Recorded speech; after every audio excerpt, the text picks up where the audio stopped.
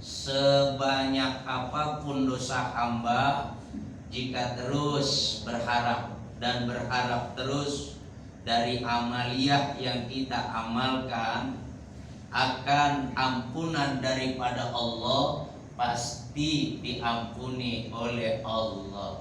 Alhamdulillah. Apapun amaliyahnya, ampunan dosa tetap harapannya. Insya apapun makanannya, teh sosro, minuman, lagi puasa. Hadirin yang dirahmati oleh Allah Subhanahu wa ta'ala, jangan anggap remeh sebuah pekerjaan ibadah sholat. Jika sholat itu didirikan dengan imanan wahtisaban, maka insya Allah sholat itu akan membuahkan hasil, yaitu ampunan Allah Subhanahu wa ta'ala. Dalam kitab Durratun Nasihin fil Wa'zi wal Irsyad, karangan Al-Imam Al-Allamah Asy-Syaikh Utsman bin Hasan bin Ahmad Asy-Syakir, dalam kitab tersebut ada hadis Rasul yang menyatakan idza kabbaral abdu lis shalah, ketika hamba Allah sudah mengucapkan kalimat takbiratul ihram untuk sholat, maka apa kata baginda Rasul?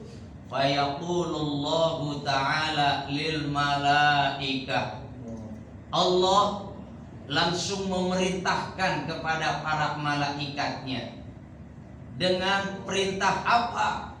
Irfa'u dzunuba abdi an raqabatihi.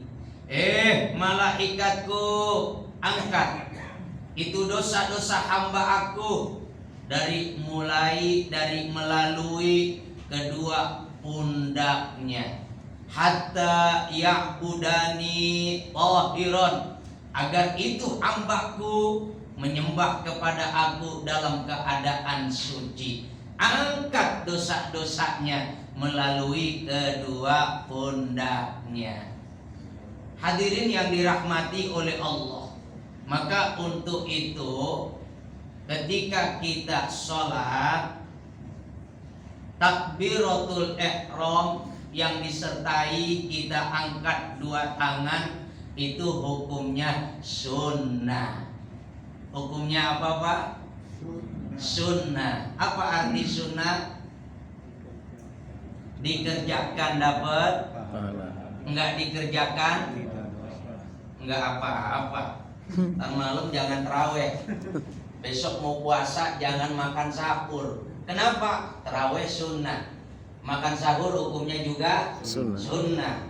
Dikerjain dapat pahala, enggak dikerjain enggak apa-apa. Itu kalau mengartikan sunnah seperti itu. Nah maka untuk itu jangan mengartikan sunnah seperti itu. Arti sunnah adalah dikerjain dapat pahala, enggak dikerjain kagak dapat pahala. Orang maunya dapat pahala, orang maunya enggak dapat pahala. Mau yang mana? Yang dapat pahala. Yang dapat pahala untung, yang enggak dapat pahala rugi. Maunya orang kebiasaannya pada umumnya mau untung mau rugi. Kalau mau untung, terapkan kerjaan yang sunnah, insya Allah. Dalam kitab Ad-Durusul Fiqhiyah karangan As-Sayyid Abdurrahman bin Segaf bin Husin As-Segaf, dalam kitab tersebut diterangkan yusannu raf'ul yadaini, disunahkan mengangkat kedua tangan di dalam sholat fi arba'ati mawadhi'a, itu ada 4 tempat. Terapkan nih sunnah di dalam sholat. Jangan dianggap remeh, jangan dianggap enteng. Bisa jadi kita orang yang menerapkan sunnah, sekalipun yang ada di dalam sholat, nanti di akhirat kita diakui oleh Nabi sebagai umatnya. Bukan kita yang nyari-nyari Nabi, bahkan Nabi yang nyari-nyari kita sebagai umatnya. Mudah-mudahan yang kumpul di tempat ini nanti di akhirat dipanggil-panggil sama Nabi sebagai umat Nabi. Ya Rabbal. Ada berapa tempat dalam sholat yang disunahkan untuk mengangkat kedua tangan? Oh, ada berapa tempat? Ada 4 tempat. Yang pertama indah takbiratul ihram. Yang pertama ketika membaca takbiratul ihram, yaitu Allahu Akbar. Angkat 2 tangan, hukumnya sunnah. Yang kedua wa inda liruku, ketika mau ruku, angkat 2 tangan, hukumnya sunnah. Yang ketiga wa indal qiyam minar ruku, bangun dari ruku, hendak iktidal, sami'allahu liman hamidah, angkat 2 tangan, hukumnya sunnah. Yang keempat wa indal qiyam minat tasyahhudil awal, bangun dari tahiyat awal, tasyahud awal, bangun. Begitu berdiri angkat 2 tangannya, hukumnya sun. Cuman mengangkat kedua tangan di sini hadwal mankibain, sejajar ama 2 pundak. Sejajar ama 2 pundak. Itu menyebabkan diangkatnya dosa-dosa hamba Allah ketika mengangkat kedua tangannya sambil membaca kalimat Allahu Akbar. Paham Bapak? Sejajar sama kedua pundak, Allahu Akbar. Mau naruhnya itu mah terserah bapak-bapak sekalian. Mau naruhnya di bawah dada, di atas pusar, terserah. Mau naruhnya juga di atas dada, juga terserah. Mau naruhnya di bawah pusar juga terserah. Mau naruhnya di lambung juga terserah. Asal jangan Allahu Akbar. Ada yang begitu sholat di situ? Ada. Kalau ada imam di sini sholat, begitu Allahu Akbar naruhnya di jidat, itu akan dipecat sama Ustadz Bahrul Ulum. Hadirin yang dirahmati oleh Allah Subhanahu wa Ta'ala. Kalau saya yang dapat dari guru-guru saya, itu begitu takbiratul ihram angkat 2 tangan, itu naruhnya itu tahta sodri wa fawqa surrah, berada di bawah dada dan di atas pusar. Kalau saya ya, karena ikutan guru-guru saya. Tapi kalau bapak-bapak sekalian kan masing-masing pada punya guru, ikutin insyaallah. Ya, selama itu guru jalannya lurus, insya Allah sampai kepada Rasulullah Sallallahu Alaihi Wasallam. Hadirin yang dirahmati oleh Allah. Lalu yang terjadi apa? Yang terjadi kata baginda Rasul, ittakhadul malaikatu ad-dunuba kullaha. Lalu malaikat dengan perintah Allah, maka dilaksanakannya itu perintah Allah. Diangkatlah dosa-dosa itu hamba yang lagi sholat setelah takbiratul ihram. Semua dosanya diangkat oleh para malaikat Allah Subhanahu wa Ta'ala. Wa idza faragul abadu minas sholat, jika itu hamba sudah selesai daripada sholatnya, apa yang terjadi? Fataqulul malaikatu, para malaikat Allah langsung bertanya kepada Tuhannya, ya Rabbana anu'iduha alaihi, wahai Tuhan kami, apakah Dosa-dosa itu hambamu setelah sholat dikembaliin lagi, dipulangin lagi.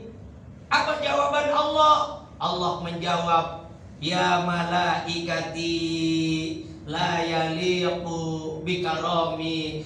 Malaikatku, dengan kemuliaan aku nggak layak, dengan kemuliaan aku agak pantas. Illal afu, nggak pantas kalau dipulangin dosa-dosanya, kecuali dimaafkan kesalahannya, kecuali diampunkan dosa-dosanya. Jadi jangan menganggap remeh sebuah pekerjaan sholat. Nah, maka untuk itu kerjakan sholat itu harus didasari dengan imanan wahtisaban, karena beriman kepada Allah dan mengharapkan ridho Allah. Nabi pernah bersabda, man afadha 'alaiha ay as-shalah, siapa orang yang menjaga sholatnya, baik sholat yang wajib maupun sholat yang sunnah. Apa kata baginda Rasul? Rasulullah katakan, nanti orang itu di dalam kubur, kuburannya lapang, kuburannya luas, kuburannya terang benderang. Nanti di akhirat masuk ke dalam surga. Tapi sebaliknya, wa man lam yuhafiz 'alaiha wa lam yakul lahu wala burhanun wala najatun. Siapa orang yang suka ngeblentang-belentangi sholat? Tahu belentang-belentong? Ini bahasa orang Citayam nih, kalau bahasa orang sini bahasanya bagaimana? Belentang-belentong artinya bolong-bolong. Jarang-jarang zuhur dapet, asarnya melayang. Maghrib pegang, isanya terbang, subuh bablas. Ada orang yang kayak begitu di sini ada? Nggak ada di sini mah ya. Alhamdulillah. Di sini mah potongannya orang-orang soleh. Baru potongan belum jahitan. Kalau kata Kiai Syafi'i. Hadirin yang dirahmati oleh Allah Subhanahu wa taala, siapa yang suka ngeblentang-belentongi sholat, yang suka jarang-jarangin sholat, maka di kuburannya akan gelap, kuburannya sempit, kuburannya celaka. Nanti di akhirat dikumpulin sama orang-orang durjana. Siapa aja yang dimaksud? Qarun. Siapa lagi? Firaun. Siapa lagi? Aman. Siapa lagi? Ubay bin Khalaf. Mereka orang-orang durjana kan dikumpulkan bersama mereka. Na'udzubillahi min. Apa bedanya kebo sama manusia? Ada nggak? Ada nggak bedanya? Ada nggak? Hah? Nggak ada. Nggak ada bedanya. Manusia makan kebo, makan. Manusia tidur kebo, manusia mandi kebo, manusia punya tempat tinggal kebo, punya. Manusia sholat kebo. Nah, itu bedanya tuh. Itu bedanya di situ tuh, ya. Jadi kalau ada orang Islam ngaku agamanya Islam, kemudian kagak sholat, berarti bukan kata saya, bukan. Harus tanggung jawab tuh.